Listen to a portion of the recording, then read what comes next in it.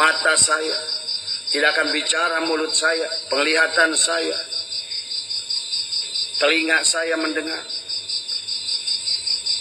Kalau begitu berarti segalanya adalah af'al Allah pada kita, berarti maksiat pun oleh Allah. Nah, tadi dilanjutkan oleh Kang Unang, dia bertanya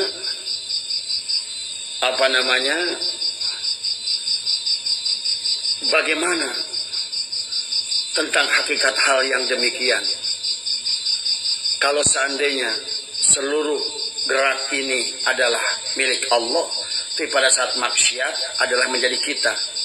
Dan sejalan dengan firman Allah, ma asabaka min hasanatin famin Allah, wa ma asabaka min syai'atin famin nafsika. Bahwa sesungguhnya semua kebaikan itu datang dari Allah. Allah lah muhariknya dalam kebaikan itu. Bahkan kita tidak boleh mengakui, bahkan yang disebut ibadah ikhlas itu setelah 0% adanya diri kita dalam ibadah itu. Itulah bahwa semua kebaikan itu adalah memang Allah muhariknya. Tapi pada saat wa ma asabaka min syai'atin fa min nafsika, tapi seluruh keburukan itu datang dari diri sendiri. Nah, inilah kita akan coba perdalam ini persoalan yang dihadapi oleh Kang Unang dari Garut dan teman-temannya. Perlahan-lahan kita akan coba pahami, ya. Jangan bayangkan Allah itu punya jirim, punya jisim, sebagaimana punya jirim, punya jisim kita. Itu anggapannya dulu. Jangan anggap Allah itu punya tempat. Jangan anggap Allah itu terpengaruh oleh ruang dan waktu. Lepaskan dulu pemahaman kita terhadap hal-hal yang demikian kan tadi. Supaya kita tidak terjebak bahwa antara gerak fisik kita ini, makanya itu tadi, manusia itu sekarang terjebak pada bergeraknya fisik, tapi tidak mampu melihat yang menggerakkan fisik. Nah, itu tadi. Jadi yang pertama dalam tahapannya, ini Pak Haji tidak akan langsung menukik, tapi perlahan-lahan, ya tadi. Sesungguhnya kita memang manusia itu la haula wala quwata. Pegang dulu di situ. Kita ini seperti halnya wayang, punya mulut tidak bisa bicara, punya mata tidak punya melihat, punya telinga tidak punya mendengar, punya otak tidak ada akal tadi, punya kaki tidak ada gerak tadi semua, kecuali sebagai tadi, al kaunu kulluhu zulmatun wa innama anaruhu duhurul haqqi fihi. Pada saat tadi kita punya mulut, tapi pada saat bersama dengannya adalah bicara. Nah, bagaimana kalau seandainya mulut ini digunakan untuk menjelekan orang? Apakah itu kalam keluar dari perbuatan Allah? Tidak. Jadi harus tidak. Apakah pada saat kita mendengar fitnah dan gibah, apakah itu datang dari Allah? Tidak. Tapi kita bisa mendengar gibah dan fitnah itu. Kita bisa berkata kata-kata yang menyakitkan orang itu. Kita bisa merendahkan orang dengan pandangan mata itu. Padahal mata itu bisa melihat karena hadirnya Allah. Telinga bisa mendengar karena hadirnya Allah. Mulut bisa bicara karena hadirnya Allah tadi. Jadi sama sekali kita tidak punya inisiatif tadi. Semuanya adalah, nah, kita pelan-pelan memahami ya tadi. Jadi jelaslah bahwa sesungguhnya kita ini tidak punya apa-apa, tidak bisa apa-apa kecuali hadirnya Allah al-Haq tadi kan. Wa inna ma'ana rohu duhurul haqqi fihi katanya. Nah, adapun kenapa makhluk itu bisa punya eksistensi Allah tadi, bisa mendengar, bisa melihat, bisa bicara, berpengetahuan, punya gerak, kudrat, irodat pada tubuhnya itu adalah pahami karena adanya hakikat Nur Muhammad. Apa itu Nur Muhammad? Boleh juga di dalam hakikat Nur Muhammad ada sifat Allah yang disebutkan sifat 20 di dalamnya. Pahami dia ini udah mulai naik kita pemahaman. Di dalam diri kita sebetulnya digerakkan jasad kita ini oleh jiwa kita atau ruh kita.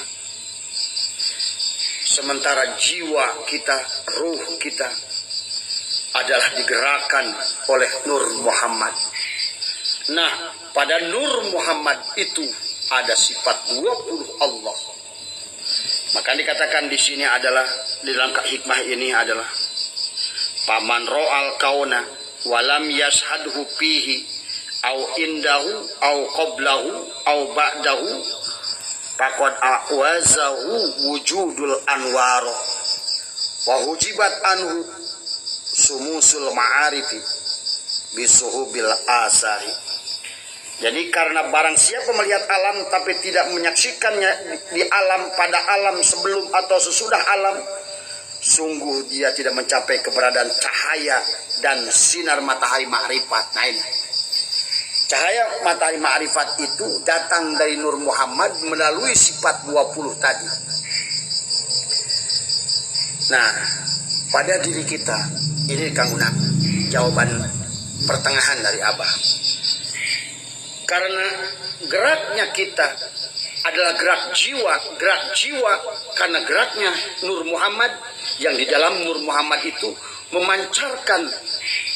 memancarkan cahaya seperti proyektor yang menggerakkan film tadi.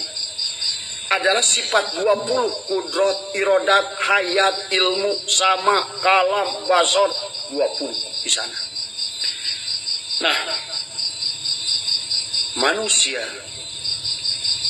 di alam ini dalam menampung matahari ma'rifat tadi dari Nur Muhammad yang memancarkan sifat Allah yang 20 tadi tidak sama kadarnya. Ada yang gelap, tidak menerimanya sama sekali. Orang yang semacam ini, walaupun jasadnya gagah, tenaganya gede, disebut mati oleh Allah. Orang ini disebut mati oleh Allah.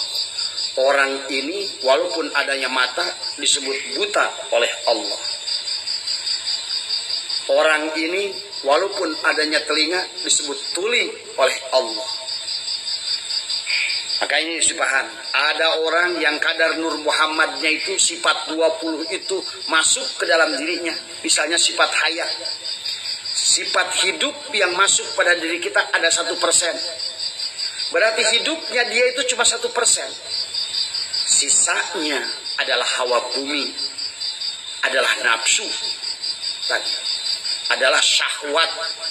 Ya, sob nggak disuruh segmennya lain, adalah syahwat. Ya, ini yang dipahami. Ada manusia yang memahami adalah dengan 2%.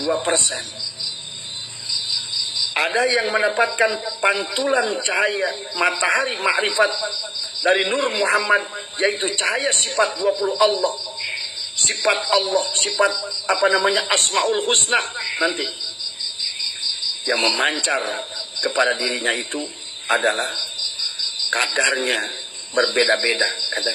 Ada yang 1%, ada yang 2%, ada yang 5%, ada yang 10%, ada yang 20%. Nah, manusia akan semakin sedikit maksiatnya pada saat cahaya itu semakin besar padanya.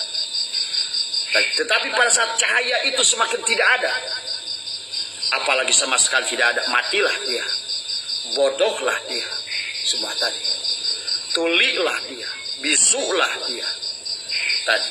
Maka hidupnya di situ akan digerakkan oleh jasadnya, digerakkan oleh syahwatnya. Ya, itulah kenapa baginda Nabi adalah perumpamaan manusia yang sempurna, yang mampu menerima cahaya Allah itu. Matahari ma'rifat dari Nur Muhammad itu adalah sebangun dan sebentuk Nur Muhammad, berwujud Muhammad Sallallahu Alaihi Wasallam. Maka itulah baginda Nabi, anta samsun, anta badrun. Itulah kenapa baginda Nabi disebutkan wa iksirun wa qali misbahus suduri tadi. Inilah, maka pada saat di titik itu baginda Nabi sudah sampai kepada derajat hamba yang sejati, sampai derajat kepada al-mutu qabla antamutu, sudah wafat, sudah lebur, seluruh af'alnya adalah merupakan af'al Allah tadinya. Jadi ini ya yang harus dipahami. Dengan presentasi tampungan cahaya Allah dari sifat 20 atau cahaya Nur Muhammad itu, inilah muncul af'al makhluk yang berbeda-beda.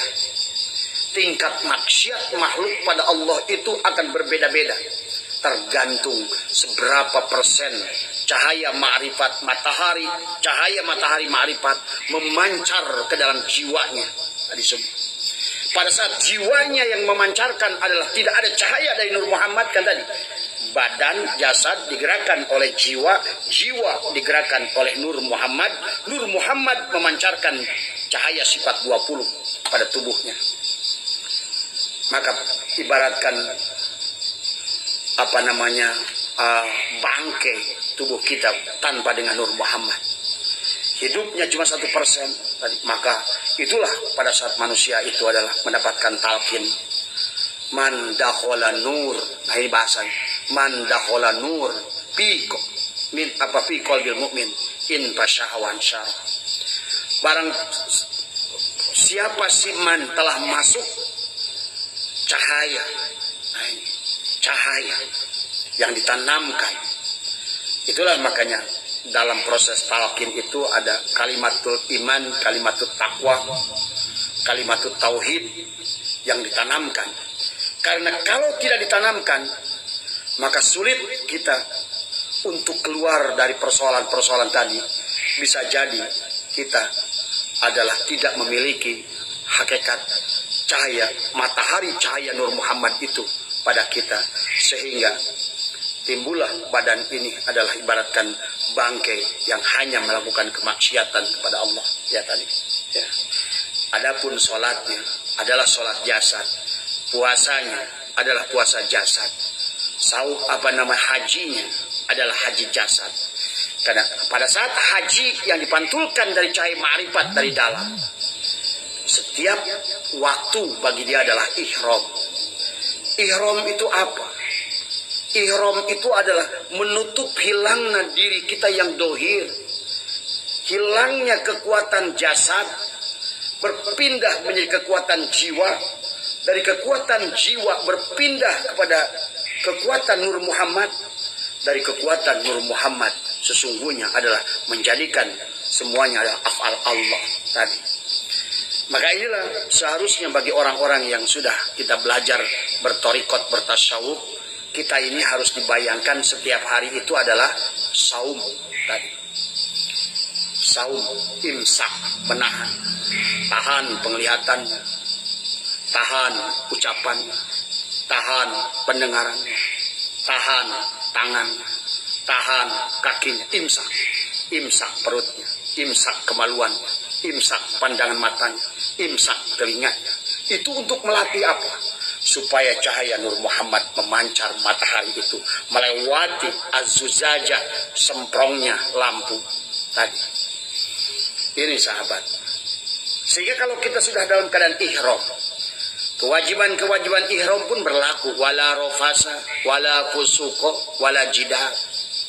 Jangan rofas, jangan pusuk, jangan jidal. Setiap hari adalah tawaf.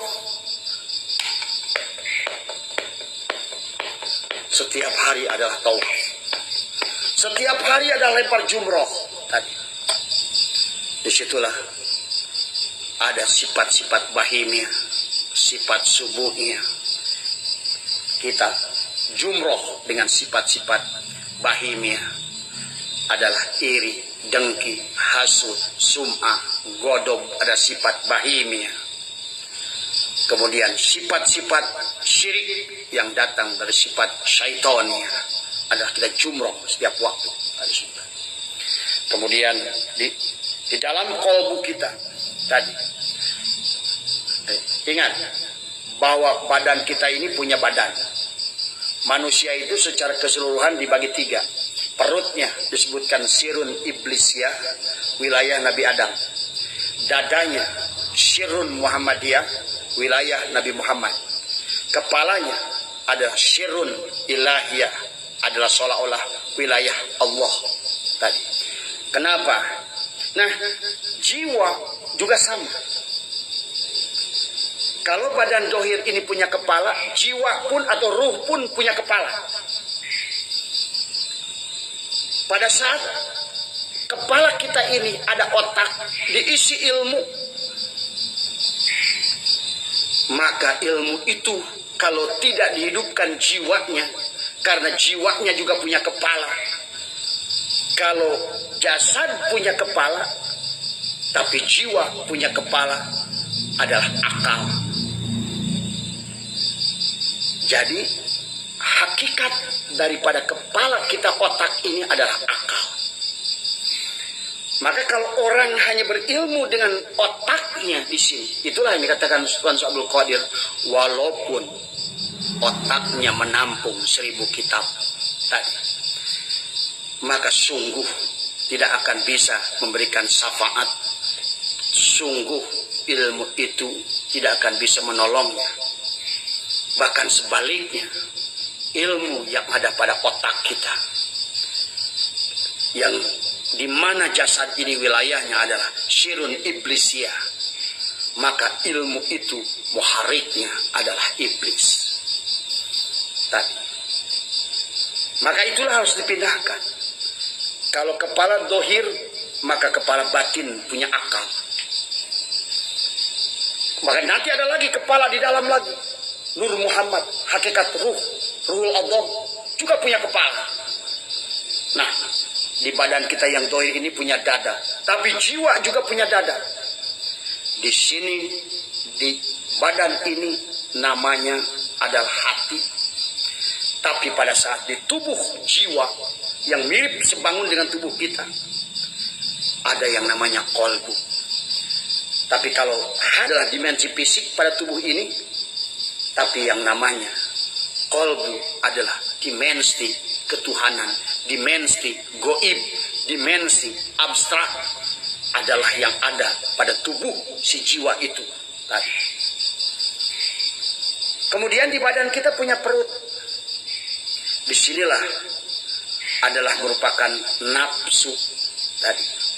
Tetapi di perutnya si jiwa ada hawa.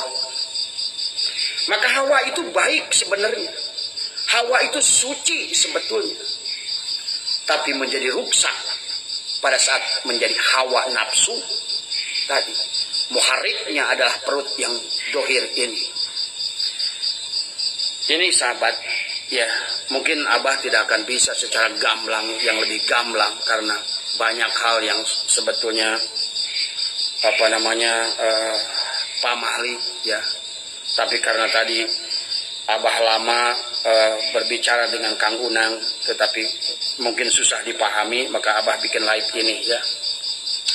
Itulah kenapa sebetulnya di dalam kita sering dengar, ya, antara jasad, jiwa, atau sukma, atau ruh, atau dengan Ruhul Adham atau Nur Muhammad tadi semua. Nah itu pada saat ketidakadaan cahaya matahari tadi, kan yang memancarkan sifat 20 itu diantaranya adalah hayat, hidup. Maka hidupnya si jiwa akan memantarkan kepada hidupnya si jasad. Dan tadi semua. Maka dikatakan dingin itu tidak ada, yang ada ketidakadaan panas. Mati itu tidak ada, yang ada adalah ketidakadaan hayat, hidup tadi. Bodoh itu tidak ada pada di sini. Yang ada adalah ketidakadaan akal atau ilmu tadi semua. Ini istilah-istilah yang sering kita dengar, ya. Sebetulnya sama. Istilah-istilah itu kalau kita tarik di dalam tubuh kita, bahkan neraka pun tidak ada, ya. Neraka itu tidak ada, yang adalah ketidakadaan surga.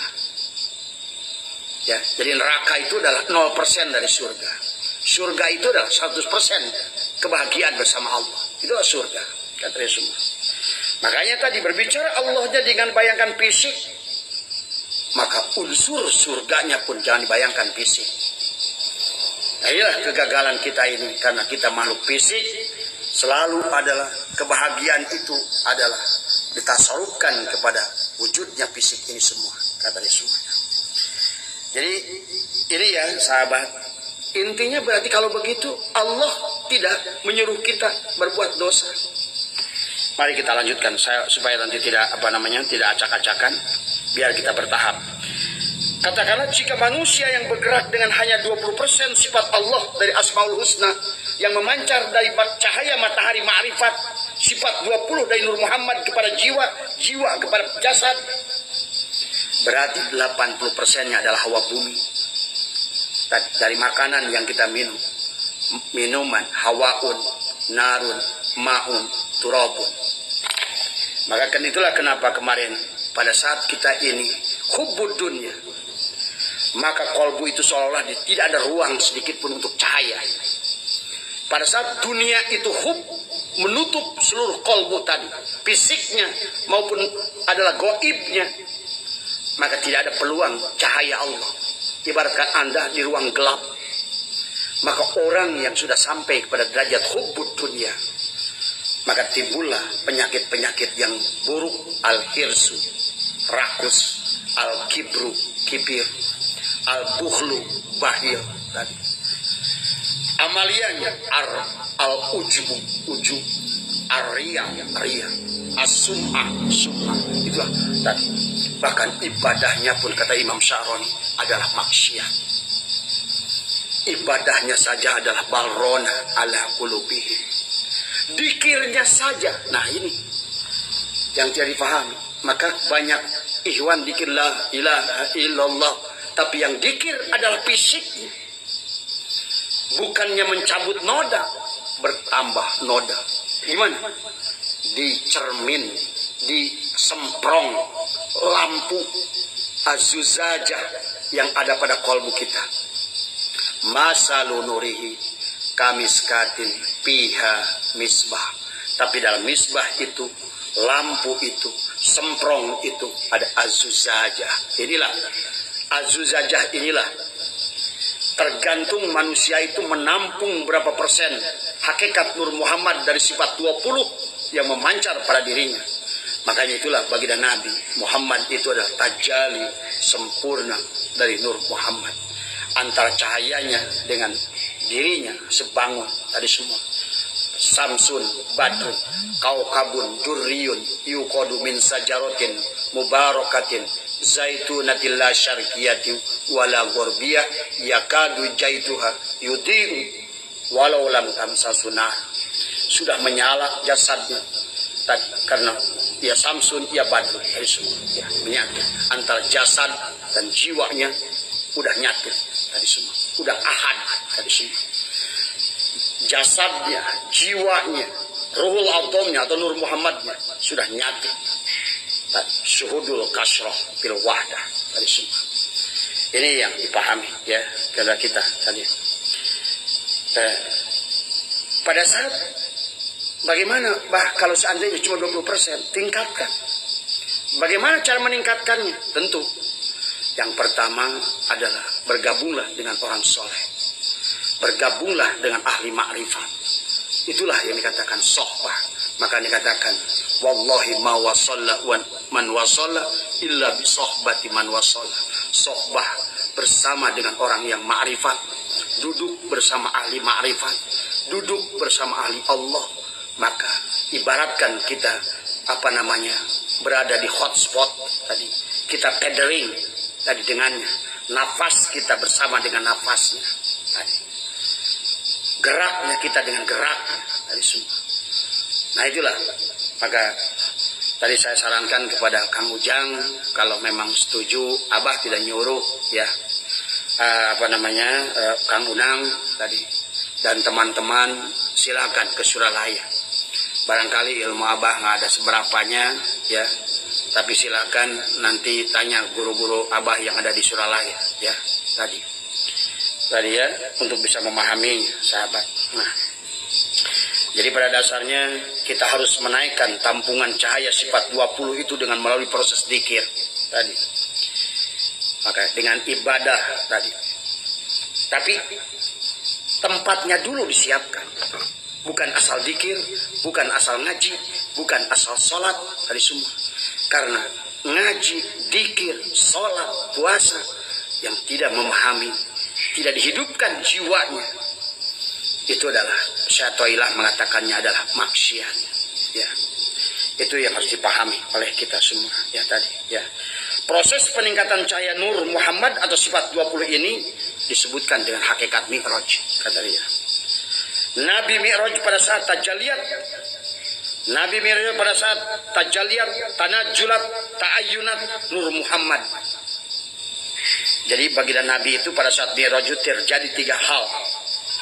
Adalah tajaliyat, tanajulat, ta'ayyunat nur Muhammad atau sifat 20 mencapai 100%. Maka sampailah beliau pada Allah.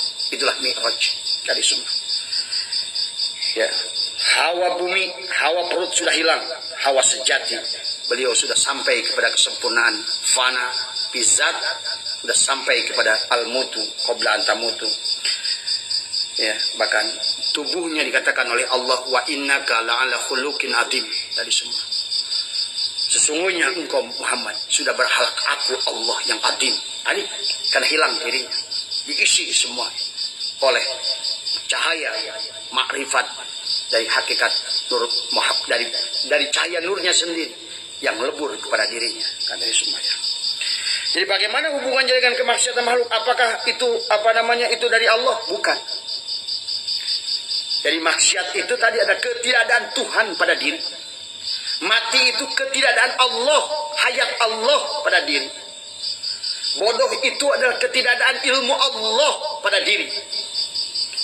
Tuli itu walaupun telinganya mendengar, tuli tadi telinga batinnya. Kan tadi ada mulut dohir, ada mulut batin. Ada telinga dohir, ada telinga batin. Tadi ada mata dohir, basor, ada basyirah, adalah mata batin. Maka dalam pandangan Allah, fa innaha la ta'mal absar walakin ta'mal qulubul lati fisudur. Bukan buta mata yang di kepala, tapi buta mata yang ada dalam dada. Nah, ini tadi jiwa itu punya dada, punya kepala, punya perut, punya kaki, sama seperti tubuh kita. Ya, nah, ini.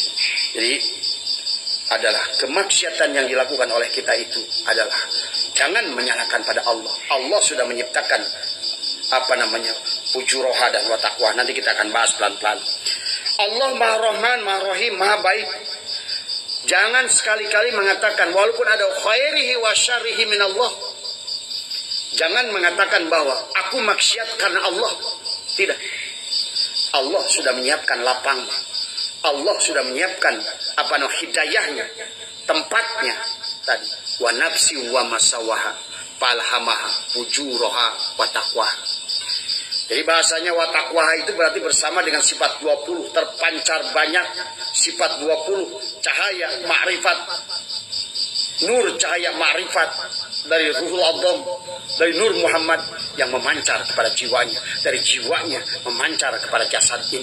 Maka timbullah jasad ini ketaatan yang dibangun, Islam yang dibangun dengan ihsan dan iman, Islam yang dibangun tadi, gerak jasad yang dibangun dengan gerak jiwa dan ruh.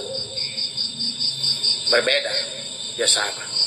Itulah kenapa Syekh Muhyiddin menyebutnya geraknya jasad adalah ibadah, geraknya kolbu atau jiwa tadi adalah ubudiyah, tapi geraknya yang Ruhul Adham adalah ubudah tadi semua. Yang pertama jasad adalah sah, yang kedua makbul, yang ketiga adalah majul. Maka wilayahnya adalah berbeda, alamnya adalah berbeda. Jasadnya adalah mulki, yang kedua adalah malakut, yang ketiga adalah jabarut. Tinggal satu tahap lagi adalah dijemput oleh Allah untuk Mi'raj. Dan kalau sudah sampai di situ, maka Mi'raj itu bukan hanya bagian Nabi, semua orang. Makanya subhanalladzi asra bi abdihi, kalau cuma hanya untuk Nabi, kalimat itu akan dirubah. Alhamdulillahilladzi, bukan lagi bi abdihi, bi Muhammadin. Alhamdulillahilladzi asra bi Muhammadin. Ya. Atau barangkali alhamdulillahilladzi syara bi Rasulillah bi Muhammadin. Tapi tidak di situ. Subhanalladzi asra bi abdihi. Siapapun yang dia menjadikan dirinya tempat mendaratnya cahaya matahari ma'rifat, sifat 20 Allah, kudrat, iradat, hayat, ilmu. Nah, tinggal ilmunya berapa persen, naikkan dengan zikir. Berapa persen hidupnya, naikkan dengan zikir dari semua. Nah, pada saat hidupnya Allah tidak ada pada dirinya, maksiatlah tubuh ini. Mulut menjadi bohong, tangan mencuri, tadi semua. Bahkan tangan ini bisa membunuh orang, tadi. Bahkan akhirnya kita ini, mendolimi diri kita, minum khamar dan lain sebagainya, tadi. Jadi bukan Allah yang melakukan, tadi semua. Tetapi ketidakadaan cahaya itulah tubuh ini seolah-olah bergerak dengan geraknya sendiri, tadi. Yang merupakan gerak yang tanpa kendali. Maka disebut itulah tubuh itu disebut iblis tadi. Tapi pada saat tubuh ini bergerak dengan Allah, itulah tubuh ini disebut malaikat tadi semua. Tapi antara dua-duanya tubuh ini bisa disebutkan tadi, makanya ulaika kal an'am, bisa dikatakan tubuh ini domba, ular, anjing, babi. Inilah harus dipahami oleh kita. Ya. Jadi betapa pentingnya kita ada zikir dengan dibimbing dengan guru yang betul-betul adalah ini ya, dengan ini ya yang harus dohir ya tadi ya, yang susah abang ngomong tadi. Jadi inilah kenapa kita harus zikir, membersihkan semprong lampu az-zujajah yang menyebabkan kotornya cermin kolbu. Allah maha bersih, maha baik. Semua kemaksiatan itu datang dari hawa bumi, dari perut. Makanya kenapa kita disuruh zakat mal dan zakat fitrah? Karena pengaruh jasad, pengaruh pada jasad ini ada darah. Di darah ini ada nafas, nufus, ada anfas, ada tanafas, tapi terutama adalah nafas. Nafas ini adalah digerakkan, menggerakkan darah muter, dipompa oleh jantung tadi semua. Kalau seandainya hakikat Nur Muhammadnya adalah mati, sifat 20-nya pada itu, maka pada saat nafas mendorong darah ke mata, maksiat mata itu.